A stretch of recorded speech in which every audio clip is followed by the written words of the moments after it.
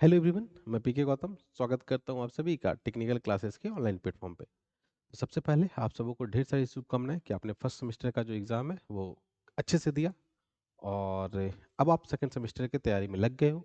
और मैं ऐसा उम्मीद करता हूं कि आप लोग का जो मार्क्स है वो बहुत बेहतरीन, बहुत लाजवाब है। तो आज का ये जो वीडियो रहने वाला है, इस वीडियो में हम लोग ये देखेंगे कि जो सेकंड सेमेस्टर सिविल इंजीनियरिंग के स्टूडेंट्स हैं उनको सेकंड सेमेस्टर में कितने सब्जेक्ट्स पढ़ने हैं, क्या क्या पढ़ने हैं, उसका कंप्लीट सिलेबस एनालिसिस क्या है, उन सारी चीज़ों को हम लोग यहाँ पे डिस्कस करेंगे। तो यही यहाँ पे लिखा गया है। क्या लिखा गया है कि यहाँ पे सर सेकंड सेमेस्टर के जो सिविल इंजीनियरिंग के स्टूडेंट्स हैं जिनका सेशन क्या रहने वाला है, तो जिनका जो सेशन रहने वाला है वो सेशन रहने वाला है 2025 से 28। उनके बारे में क्या क्या पढ़ना है उनको सेकंड सेमेस्टर में सिविल इंजीनियरिंग को क्या क्या पढ़ना है, उसका कंप्लीट सिलेबस क्या रहने वाला है, इसी का एनालिसिस जो है वो हम लोग इस लेक्चर में करने वाले हैं। तो अगर मैं बात करूं थर्ड सेमेस्टर जो सेकंड सेमेस्टर के सिविल इंजीनियरिंग के विद्यार्थी हैं उनको सेकंड सेमेस्टर में टोटल 4 सब्जेक्ट जो है वो पढ़ने हैं। वो 4 सब्जेक्ट कौन कौन से? तो उन 4 सब्जेक्ट में जो सबसे पहला सब्जेक्ट आपके पास है वो आपके पास है अप्लाइड फिजिक्स ए। अब इस अप्लाइड फिजिक्स ए में हम लोग क्या करेंगे कि जो 5 यूनिट है उस 5 यूनिट में 2 फैकल्टी आपको पढ़ाएंगे। तो पहला यूनिट, दूसरा यूनिट और तीसरा यूनिट वो मैं पढ़ाऊंगा, और चौथा और पांचवा यूनिट जो है, मतलब पहला, दूसरा और तीसरा यूनिट मैं पढ़ाऊंगा और चौथा और पांचवा यूनिट जो है वो आपको नितेश सर पढ़ाएंगे। दूसरा जो आपके पास सब्जेक्ट आता है वो आपके पास आता है पाइथन प्रोग्रामिंग, जो आपको कौन पढ़ाएंगे? शुभम सर पढ़ाएंगे। तीसरा जो आपके पास सब्जेक्ट आता है वो आता है इंजीनियरिंग मैकेनिक्स, जो आपको नितेश सर पढ़ाएंगे। और चौथा जो आपके पास सब्जेक्ट आता है वो आपका आता है अप्लाइड मैथमेटिक्स ए, जो आपको रोशन सर पढ़ाएंगे। आप लोग ऑलरेडी फर्स्ट सेमेस्टर में रोशन सर से, नितेश सर से मिल चुके हो। तो नितेश सर ने आपको मैकेनिक्स पढ़ाया था, रोशन सर ने आपको मैथ पढ़ाया था, तो उनके बारे में कुछ बताने का जरूरत नहीं है। आपने पढ़ा, आपने उनसे सीखा और आपको ये आइडिया लग गया कि हाँ वो जो टीचर है वो टीचर कैसे है। बाकी जो आपका एक नए टीचर के रूप में शुभम सर से भी आपने पढ़ा होगा। अगर आपने जो इंग्लिश आपके पास है, अगर इंग्लिश आप लोग पढ़े होंगे तो वो शुभम सर पढ़ाए होंगे, तो इनके बारे में बताने का कोई ज़रूरत है नहीं। मैं एक नए में मैं ही आपके पास हूँ। तो आप जब पढ़ोगे खुद ब खुद आप रूबरू हो जाओगे कि हाँ जो टीचर है वो कैसे कैसे चीज़ों को समझाते हैं। तो बाकी जो भी आपको फैकल्टी मिलेंगे, नो डाउट लाजवाब फैकल्टी मिलेंगे। आप पढ़ोगे तो खुद ब खुद आप इस चीज़ को बोलोगे। तो अब एक एक करके हम लोग बात करते हैं कि सर आखिर सिविल इंजीनियरिंग में हमारे पास ये अप्लाइड फिजिक्स, ये Python programming, engineering mechanics, applied mathematics का यूटिलाइजेशन क्या है। हम सर इंजीनियर बनने आए थे, तो सर इंजीनियरिंग में इन सब चीज़ों का क्या इस्तेमाल है? तो सबसे पहले समझिए, आपको फिजिक्स नहीं पढ़ाया जा रहा है, आपको पढ़ाया जा रहा है अप्लाइड फिजिक्स। तो अप्लाइड फिजिक्स का मतलब क्या? कि वैसा फिजिक्स जो अपने डे टू डे लाइफ में आप यूज करने वाले हो, जिसका एप्लीकेशन कहीं ना कहीं आपको इंजीनियरिंग में देखने को मिलेगा। जैसे मान लेते हैं कि यही पेन था, सर इस पेन को मैन्युफैक्चरिंग करने के समय ये ध्यान रखा गया होगा कि सर इसको अगर मैं दबाऊं तो ऐसा ना हो सर कि मेरे प्रेशर के कारण ये टूट जाए। मतलब इसमें कितना स्ट्रेस आ रहा है सर, अगर कोई खींच दिया तो सर ये कितना एक्सपेंशन हो जा रहा है, इसमें स्ट्रेन कितना आ रहा है, तो स्ट्रेस क्या होगा, स्ट्रेन क्या होगा, सर अगर टेम्परेचर बढ़ गया तो इसमें क्या एक्सपेंशन आएगा। तो उन सारी चीजों के बारे में बताया जाएगा। जैसे सर ये पेन है, पेन का लंबाई जो है सर वो मीटर में क्यों है, सेंटीमीटर में क्यों नहीं है, या फिर सेंटीमीटर में है तो सेंटीमीटर में क्यों है, मीटर में क्यों नहीं है, किलोमीटर में क्यों नहीं है। तो उसके यूनिट मेजरमेंट पढ़ाया जाएगा। तो इसी तरह से आपके पास जो भी डेली लाइफ में यूज होने वाले फिजिक्स हैं उन सारे फिजिक्स को यहाँ पे आपको बताया जाएगा। उसके बाद बात करते हैं दूसरा सब्जेक्ट का, जो आपके पास है पाइथन प्रोग्रामिंग। अब पाइथन प्रोग्रामिंग क्यों इंपॉर्टेंट है? तो आपको पता है कि आगे चल करके आपको जो भी काम करना है वो काम आपको कंप्यूटर पे ही करना है। तो अगर अभी से ही आप कंप्यूटर से रूबरू नहीं होगे तो कैसे अपने आप को आगे चल के compete कर पाओगे इस दुनिया में जहाँ पे हर जगह कंप्यूटर ही यूज हो रहा है। क्योंकि मोस्टली जो बच्चे आते हैं डिप्लोमा करने, वो कहीं ना कहीं मिडिल बैकग्राउंड, मिडिल फैमिली जो होता है ना, मिडिल क्लास फैमिली, उस बैकग्राउंड से आते हैं।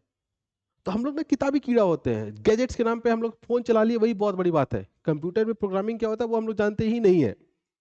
कंप्यूटर लैपटॉप बस इसीलिए यूज करते हैं सर हमको गाना बजाने आ जाए, वीडियो देखने आ जाए, बस। तो आपको यहाँ पे प्रोग्रामिंग सिखाया जाएगा कि कैसे सर प्रोग्रामिंग किया जाता है, ताकि आगे चल करके आप जब ऑटो कैड पढ़ो, एस्टैट प्रो पढ़ो, तो वहां पे आपको आइडिया लगे कि हाँ सर प्रोग्रामिंग कैसे किया जाता है। तो इसीलिए यहाँ पे आपको पाइथन प्रोग्रामिंग जो है वो रखा गया है।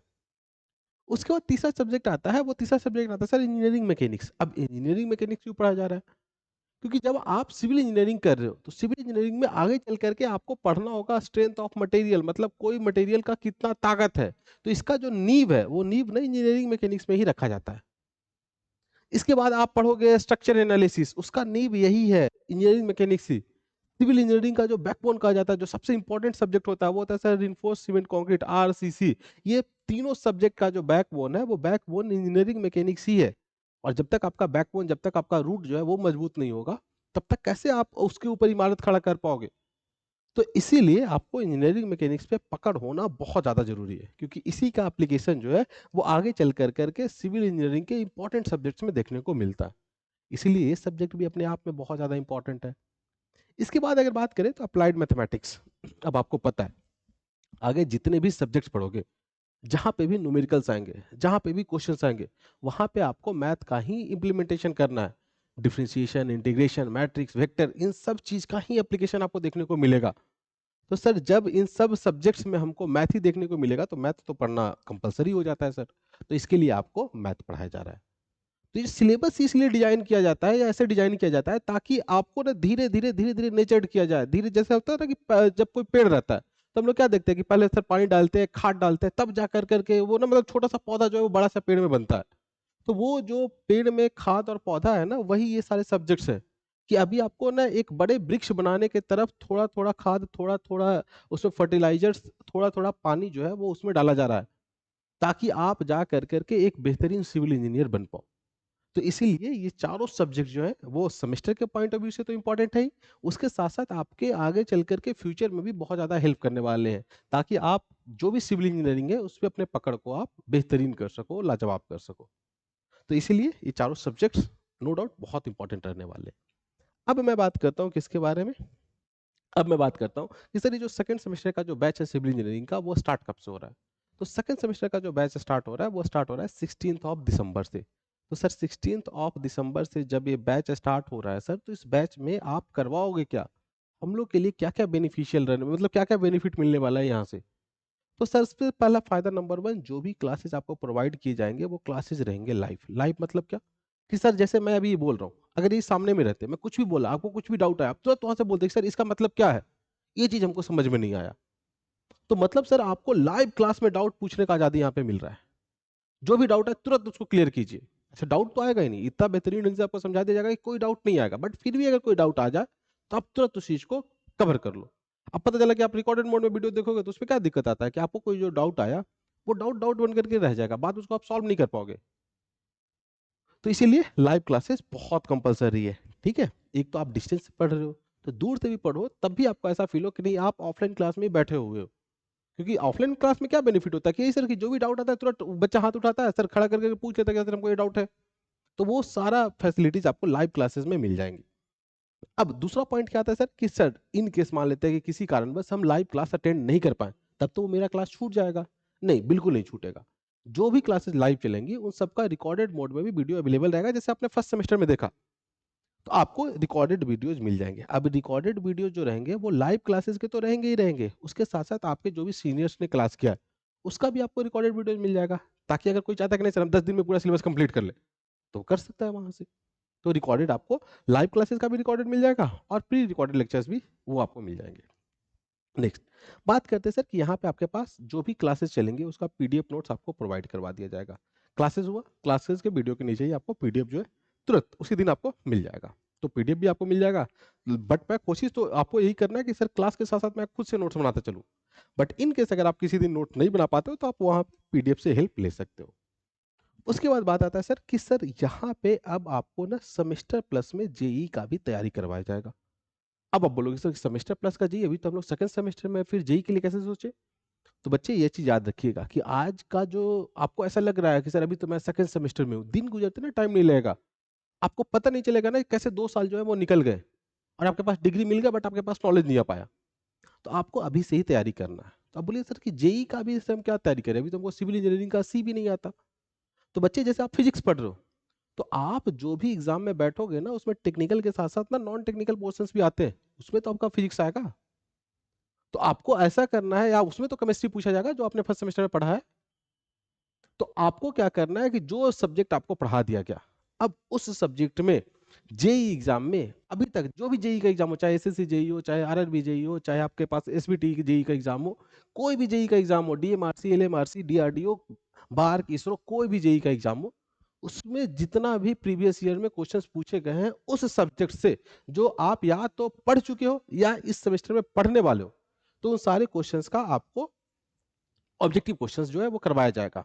करवाया नहीं जाएगा, आपसे बनवाया जाएगा। तो इससे क्या होगा कि आपको ना अभी से ही कंपटीशन कैसे क्रैक करना है, उसका ऑब्जेक्टिव क्वेश्चन कैसे बनाना है, उसका एक अप्रोच डेवलप होगा।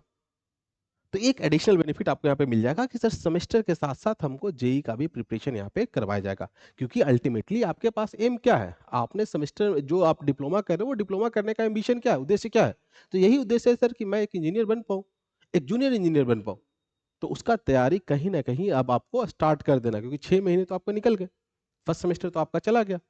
नो डाउट आपने उसमें पढ़ाई किया, अच्छा पढ़ाई किया, बट अब उस चीज को अब भूलना नहीं है। जैसे केमिस्ट्री आपने पढ़ा, तो अब यहाँ पे आपको केमिस्ट्री से रिलेटेड जो क्वेश्चन है वो करवा दिया जाएगा, तो केमिस्ट्री का भी आपका बैकअप हो जाएगा।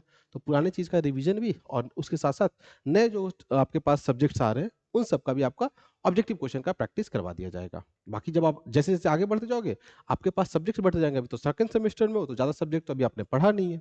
तो जैसे जैसे आगे बढ़ते जाओगे वैसे वैसे इसका इंपॉर्टेंस आपको समझ में आएगा कि हाँ सर इस चीज का क्या इंपॉर्टेंस है। अब हम लोग बात करते हैं किसका, कि सर ठीक है ये चीज जो आपने बताया सर इसके साथ साथ और एडिशनल बेनिफिट हमको क्या मिल सकता है। तो उसमें एडिशनल बेनिफिट में सबसे पहला बेनिफिट ये है कि जैसे आप ये जो लेक्चर, जो आप ये वीडियो देख रहे हो, ये वीडियो आप किस पे देख रहे हो सर, डिजिटल बोर्ड पे देख रहे हो। ये जैसे सर डिजिटल बोर्ड का बेनिफिट क्या है कि कोई चीज अगर हमको समझाना है, तो अगर मैं वो पिक्चर्स के थ्रू अगर आपको दिखा दूं तो आप उस चीज को बहुत अच्छे से रिलेट कर पाओगे। तो एक एडिशनल बेनिफिट ये हो जाता है। तो सारी जो क्लासेस है ना वो चलेंगे कहाँ पे, डिजिटल बोर्ड पे, स्मार्ट बोर्ड पे चलेंगे, और वो भी कैसा, लाइव। तो एक बेनिफिट ये हो गया कि सभी क्लासेस जो है वो स्मार्ट बोर्ड पे, वो भी लाइव मोड में चलेंगे। दूसरा बेनिफिट कि सर लेक्चर के दौरान, जैसे मैंने बताया कि लाइव का यही बेनिफिट होता है कि आप लेक्चर के दौरान जो भी डाउट आए, डाउट को तुरंत पूछिए। तो लेक्चर के दौरान ही आपका सारा डाउट जो है वो सॉल्व करवा दिया जाएगा, किसी भी तरह का मन में शंका दुविधा नहीं रह पाएगा। तीसरा पॉइंट क्या बोला जा रहा है कि सर ठीक है अगर इनकेस क्लास छूट जाए, तो मैंने आपको बताया कि रिकॉर्डेड लेक्चर जो है वो आपको मिल जाएंगे। तो रिकॉर्डेड लेक्चर भी आपको प्रोवाइड कर दिया जाएगा। उसके साथ क्या है कि सर जैसे हमने यूनिट 1 पढ़ाया, अब यूनिट 1 जब हमने पढ़ लिया तो यूनिट 1 के बाद आपको रिवीजन करवाया जाएगा। अब रिवीजन में क्या होगा कि अगर आपके पास यूनिट 1 में कोई डाउट रह गया तो वो डाउट आप वहां से पूछ सकते हो। उसके साथ साथ जब यूनिट 1 कंप्लीट हो गया तो यूनिट 1 में सर अभी तक किस क्या क्या क्वेश्चन जो है वो पूछे गए, सर एसपीटी वालों ने क्या क्या क्वेश्चन पूछा उससे रिलेटेड, ताकि हमको ये आइडिया तो लगे कि अगर मैंने यूनिट को कंप्लीट कर लिया तो उससे रिलेटेड जो क्वेश्चंस आए हैं वो क्वेश्चंस मैं कर पा रहा हूँ कि नहीं कर पा रहा हूँ। और अगर नहीं कर पा रहा हूँ तो वो सर चीज आप बताइए हमको, ताकि उस चीज को मैं कर पाऊँ। तो इसीलिए हर यूनिट के बाद आपके पास क्या करवाया जाएगा, स्पेशल डाउट सेशन करवाया जाएगा, जिसमें इन्हीं चीजों का ध्यान रखा जाता है कि आप क्वेश्चन जो है उसका आंसर लिख पाओ। क्वेश्चन ऑब्जेक्टिव क्वेश्चन है तो उस ऑब्जेक्टिव क्वेश्चन को आप कर पाओ। अगर आपके पास लॉन्ग आंसर टाइप क्वेश्चन है तो उसका आंसर जो है वो आप कैसे लिखना है वो चीज आप सीख पाओ। तो इसके लिए एक स्पेशल डाउट सेशन जो है वो रखा जाता है हर यूनिट कंप्लीशन के बाद। उसके बाद बात आता है सर क्या कि क्लास का पीडीएफ नोट्स, मैंने बताया कि हर लेक्चर का जैसे ही खत्म होगा, लेक्चर के साथ आपका पीडीएफ जो है वो अटैच कर दिया जाएगा। बाकी आपको कोशिश करना है कि हर लेक्चर का मैं नोट्स खुद से लेक्चर लिखता चलूं और नोट्स जो है वो कंप्लीट करता चलूं। ये पीडीएफ के सारे आपको बैठे नहीं रहना है, क्योंकि जो आपका हाथ से बना हुआ जो नोट्स होगा ना वो 1000 पीडीएफ से बढ़िया है, क्योंकि उसमें आपने खुद से लिखा है, आपका अंडरस्टैंडिंग है उसमें। अगर कुछ चीज एक्स्ट्रा पॉइंट आता है तो उस पर आप स्टार मार्क कर लियो, लेकिन वो पीडीएफ में वो चीजें, मतलब ठीक है नो डाउट पीडीएफ भी इंपॉर्टेंट है, बट उससे ज्यादा इंपॉर्टेंट है आपका खुद का लिखा हुआ नोट्स। तो आपको अपना नोट्स खुद से हर लेक्चर के दौरान ही बनाते हुए चलना है। अब बात करते हैं सर कि इसके साथ साथ आपके पास क्या, तो एक एडिशनल बेनिफिट जैसे आपने फर्स्ट सेमेस्टर में भी देखा होगा कि सर एग्जाम के लिए आपको ब्रह्मास्त्र क्लास दिया जाता है। ब्रह्मास्त्र क्लास मतलब क्या, कि पूरा सब्जेक्ट कंप्लीट हो गया सर, उसका क्रैश कोर्स कंप्लीट हो गया सर। अब कम समय में कैसे सर हम पूरे सब्जेक्ट का रिवीजन कर ले, तो कम समय में 4 घंटे में 6 घंटे में पूरा सब्जेक्ट का निचोड़ जो है वो आपके सामने रख दिया जाता है। उसके साथ साथ जो भी प्रीवियस ईयर क्वेश्चंस है, प्रीवियस ईयर क्वेश्चन मतलब जो भी आपके सीनियर्स ने एग्जाम दिया उसमें जैसा भी क्वेश्चन पूछा गया, 4 साल का, 6 साल का, पिछले मतलब जो भी 6 साल में एग्जाम हुआ, 4 साल में एग्जाम हुआ, 5 साल में, जितना भी साल का क्वेश्चन है वो सारे क्वेश्चन आपको करवाए जाते हैं, ताकि आपके अंदर कॉन्फिडेंस आ पाए, जा करके आप एग्जाम में अच्छा परफॉर्म कर पाओ। तो ये ब्रह्मास्त्र के साथ साथ आपको प्रीवियस ईयर क्वेश्चंस भी करवाए जाते हैं।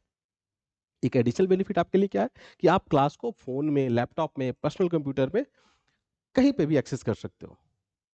उसके साथ साथ आपके पास और क्या एक फैसिलिटीज है कि आप अगर एक बार में पेमेंट करने में किसी कारणवश असमर्थ हो, आपके पास ईएमआई का सुविधा है, आप ईएमआई पे भी पेमेंट कर सकते हो। कुछ पेमेंट अभी कर दो, फिर आपको कोचिंग के द्वारा कुछ समय दिया जाएगा, उस समय सीमा के अंदर आपको बाकी जो पेमेंट्स है वो आपको कर देना होता है। तो आपको यहाँ पे ईएमआई पे भी पेमेंट करने का ऑप्शंस मिल जाता है। तो ये सारे आपके पास फैसिलिटीज मिल रही हैं। अब अगर मैं बात करूं कि सर ये जो ठीक है ये आपने बता दिया, अगर इसके बाद भी अगर कोई मेरे मन में डाउट रह जाए तो जो भी डाउट है आप इस नंबर पे कॉल कर करके पूछ सकते हो। अब इसके साथ साथ एक इंपॉर्टेंट चीज ये कि सर बैच कब से आप स्टार्ट कर रहे हो। तो जो हमारा बैच स्टार्ट हो रहा है वो बैच कब से स्टार्ट हो रहा है, तो जो हमारा बैच स्टार्ट हो रहा है वो स्टार्ट हो रहा है 16 से। बैच जो है वो कब से स्टार्ट हो रहा है सर, तो बैच स्टार्ट हो रहा है आपका 16 से। 16 से आपका बैच जो है वो स्टार्ट हो रहा है। और इसके साथ साथ जो मैंने आपको बताया कि सब बैचेज में क्या रहेंगे, लाइव क्लासेज रहेंगे, रिकॉर्डेड वीडियोज रहेंगे, पीडीएफ नोट्स रहेंगे और सेमेस्टर प्लस जेई दोनों को ध्यान में रख करके आपको पढ़ाया जाएगा। तो सर जब इतना चीज पढ़ाया प्रोवाइड किया जा रहा है तो उसके लिए सर क्या फी रखा गया है, तो सर जो फी रखा गया है वो रखा गया है 3500। बट अगर आप जल्दी आते हो, अगर आप जल्दी आते हो तो उसके लिए कुछ डिस्काउंट दिया गया है, और डिस्काउंट करने के बाद जो फी रख दिया गया है वो रख दिया गया है 1699 रुपीज ओनली, जो कि इतने सारे फैसिलिटीज के लिए बहुत ही नॉमिनल है, बहुत ही कम फी है। बाकी फर्दर अगर आपको इन्फॉर्मेशन चाहिए कि हाँ सर पेमेंट वगैरह कैसे किया जाए, तो इस नंबर पे आप कांटेक्ट कीजिए, वहां पे आपको बता दिया जाएगा, सारा जानकारी जो है वो प्रोवाइड करवा दिया जाएगा। तो ये हमारे पास जो इन्फॉर्मेशन थे बैच से रिगार्डिंग वो हमने दे दिया। अब अगर सर हम चाहते हैं कि टेक्निकल क्लासेस के ऐप को डाउनलोड करें, अगर आपने फर्स्ट सेमेस्टर में पढ़ाई किया होगा तब तो आपके पास नो डाउट आपके पास फोन में ऐप तो होगा ही होगा। बट कोई नए बच्चे जो पहली बार टेक्निकल क्लासेस के ऐप प्लेटफॉर्म पे आए, पहली बार आप यूट्यूब पे आए हैं और टेक्निकल क्लासेस का वीडियो जो है वो देख रहे हैं, तो आपको ना प्ले स्टोर पे जाना है और प्ले स्टोर पे जा करके टेक्निकल क्लास सर्च करना है। जैसे ही आप टेक्निकल क्लास सर्च करते हो तो आपको ना यहाँ पे जो कॉर्नर में दिखाई दे रहा है ऐसा एक लोगो दिखाई देगा, ठीक है, ऐसा एक लोगो दिखाई देगा जिसमें ऐसे ग्रीन कलर में टी और सी लिखा हुआ रहेगा। तो उसको आपको क्या कर लेना है, प्ले स्टोर से जा करके डाउनलोड कर लेना है। सारी क्लासेस जो भी लाइव क्लासेस है वो उसी एप्लीकेशन में चलेगा। तो आप जा करके प्ले स्टोर से टेक्निकल क्लासेस का ऐप जो है वो पहले तो जैसे ही वीडियो खत्म हो वैसे ही जा करके आपको डाउनलोड कर लेना है। और उसके साथ साथ बस ये जो लेक्चर है इसमें हम लोग इतना ही रखेंगे। तो ये थैंक यू। और एक चीज याद रखिएगा बच्चे, जितना जल्दी कीजिएगा उतना ज़्यादा फायदा में रखिएगा। कभी ये नहीं सोचना है कि सर अभी हम जेई का तैयारी नहीं करेंगे, अभी सिर्फ हम लोग सेमेस्टर पे करेंगे, कुछ नहीं। अभी से ही आपको अपने पढ़ाई में रम जाना है। अगर बच्चे आपने 2 साल या 2.5 साल अगर मेहनत जम करके कर लिया, तो जैसे ही आपके पास डिग्री रहेगा, डिग्री मिलेगा, उसी समय आपके पास हाथ में जॉब भी रहेगा। तो आप अपने आप को 2 साल 2.5 साल दुनियादारी से थोड़ा सा अलग कर लो और जम कर करके मेहनत कर लो। कुछ मेहनत आप करो, कुछ मेहनत हम करेंगे, और जब दोनों साथ में मेहनत करेंगे तो नो डाउट बच्चे आपको सफल होने से कोई नहीं रोक पाएगा। तो बस इस लेक्चर में इतना ही। बाकी आप लोग को ऑल द वेरी बेस्ट, और फिर हम लोग मिलते हैं 16 तारीख से, जहाँ से हमारा जो बैच है वो स्टार्ट हो रहा है। तो थैंक यू वेरी मच।